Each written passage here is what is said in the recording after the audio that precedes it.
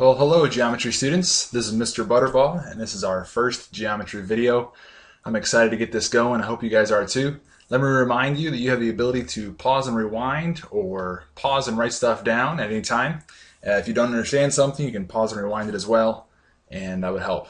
If there's anything that you don't understand at the end of this video, please bring that to class tomorrow and we can discuss those things.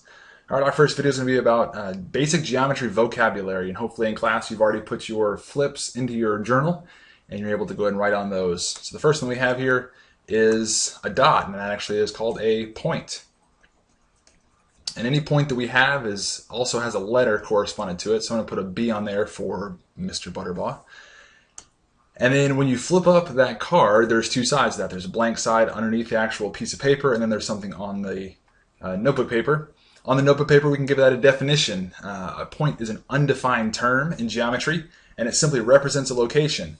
On the top side there, on the back side of the paper, we can write the notation of how it would look like if we're describing or if we're just writing a sentence about that point.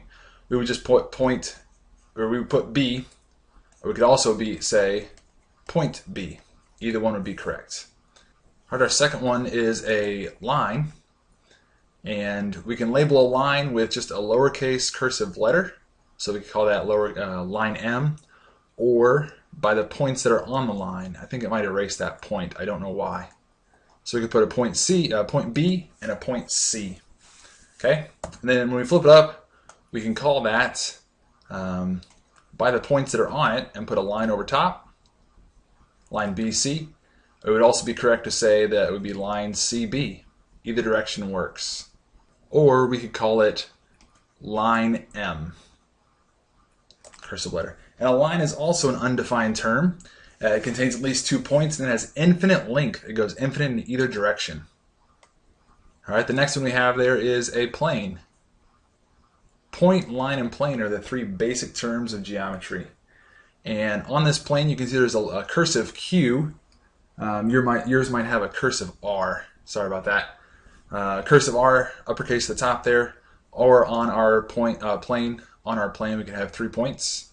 So I'm going to label B, C, and D. All right, and when we flip that up, we can call that by its cursive letter. So that could be plane, and I'll write it with the word you have, or the letter you have, plane R. Or I think it's easier to label it with the points. So we could say plane B, C, D. A plane is also an undefined term, and it's a flat surface that goes in infinite all directions, infinite length. It must contain at least 3 points. Okay, our next vocabulary word is called a segment. Very similar to a line, but a segment has endpoints. And these endpoints, let's label those, let's say G and H. Okay, we flip it up. When we flip it up there, we call this segment GH, but this time instead of a line, we just put the segment over top of that. That's how we would notate it. Okay, and as you can see, a segment is just a piece of a line. It has 2 endpoints, and it would contain all the points in between. Okay, our next vocab word is a ray. An array is going to have an endpoint, one endpoint. Let's put a M there, and then another point out there somewhere. We can call that N. So this is called ray MN. We flip it up there and see, we're going to notate this MN. Now this one does matter which way we go. We can only call this ray MN. It is not ray NM because it goes from point M to point N. All right, and a ray is just part of a line. Like I said, it has one endpoint and all points extending in just one direction. Make sure you get that definition written down. Our next vocab word is an angle. Okay, there's numerous ways to label this angle here. As you can see, it already has a 1 inside of it. We can call it angle 1. Here's what we call a vertex. I could put a point there where the vertex already is. Let's put an S, just using a bunch of different letters. There's also going to be a point out here, put T, and out here, let's put point R. So when we flip this up, there's a couple different ways to notate this, okay, with the letters TSR. One way is with the angle symbol. That's not an L, it's an angle symbol, and angle TSR, or angle RST, or with that number, this could also be angle 1. 3 different ways we could call it to be the exact same thing. The definition of an angle, it's going to have 2 rays that share a common endpoint. We call that endpoint the vertex. So it's made out of 1 vertex and 2 rays, which are the sides. All right, and our next vocab word there, as we can see, it looks like we have a line with several points on that line. We're actually defining those points here. Since those points all fall on the same line, those are called collinear points. Okay, and collinear points are when we have multiple points on the same line. So when we flip this up, there actually is no way to notate this. We can just call them collinear points. And as you can see, they're all points on the same straight line. All right, then our next vocab word there, we have a plane. On this plane here, we have that cursive R again. So we can call this plane R. It looks like we also have a couple points on there. We have a line, and we also have a ray.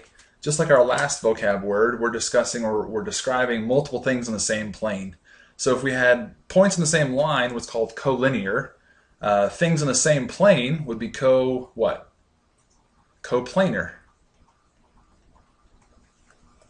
Okay, and again, when we flip that up, there's no way to really notate that. We just describe it, give the definition.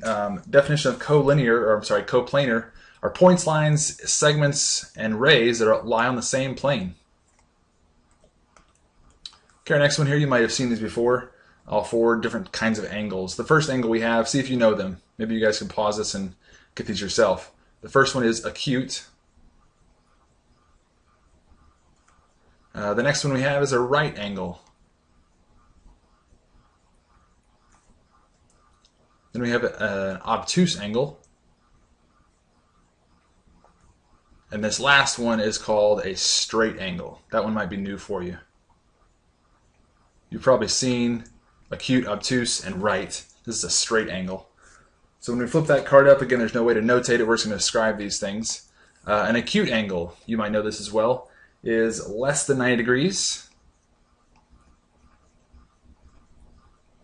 So we put a 90 in the degree symbol. Obtuse angle is more than 90 degrees.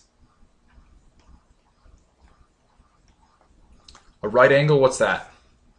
Right angle is equal to 90 degrees. And then a straight angle is equal to, if we have 2 right angles together that would equal this, that's 180 degrees is a straight angle.